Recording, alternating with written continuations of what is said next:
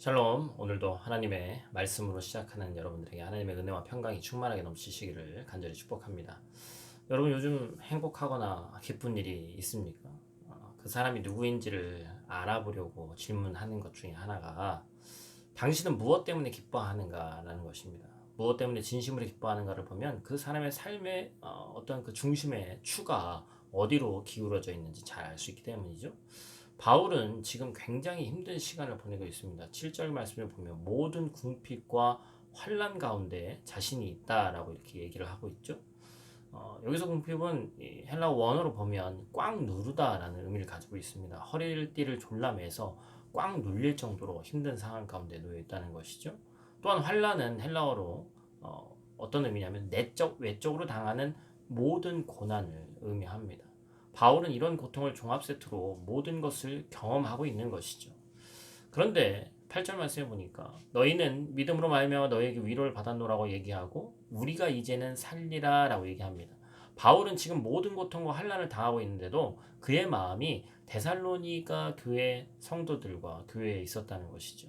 제발 그들이 짧은 시간 가르쳤지만 흔들리지 않기를, 세상에 물리지 않기를 간절히 기도하고 있고, 디모데를 통해서 잘 지내고 있고 견뎌내고 있다. 그들의 믿음이 잘 서고 있다는 말을 듣자 이제는 살겠다 이렇게 표현하고 있는 거예요. 바울의 모든 궁핍과 환난이 사라져서 살겠다고 말하는 것이 아니라 성도가 믿음으로 굳건하게 서 있는 것을 보고 살겠다라고 얘기한 것입니다. 9절에서는 이런 바울의 기쁨을 더 이상 표현할 수 없는 최상급으로 표현하죠. 너희를 위하여 능히 어떠한 감사로 하나님께 보답할까? 보답할 방법이 없을 정도로 감사하다라는 얘기입니다. 바울은 데살로니가 교회와 성도들을 향해서 하나님의 마음을 지니고 있었습니다. 바울은 복음 전파 대상자들에게 자신이 해산하는 고통으로 그들을 낳았다라고 얘기합니다. 갈라디아서 4장 19절 말씀에 보니까 나의 자녀들아 너희 속에 그리스도의 형상을 이루기까지 다시 너희를 위하여 해산하는 수고를 하노니 낳기만 하고 방치하는 것이 아니라 제대로 키우기 위해서도 노력했던 것이 우린 바울이라는 것을 알 수 있죠. 바울은 본인의 성공으로 인해서 기뻐하는 사람이 아니라 교회와 성도가 믿음으로 승리한 것을 기뻐합니다.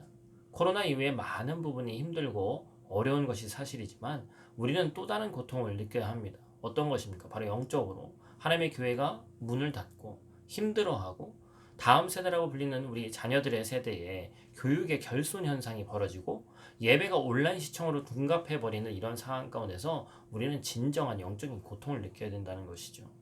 바울은 이어서 데살로니가 교회를 향해서 간절한 기도를 드립니다.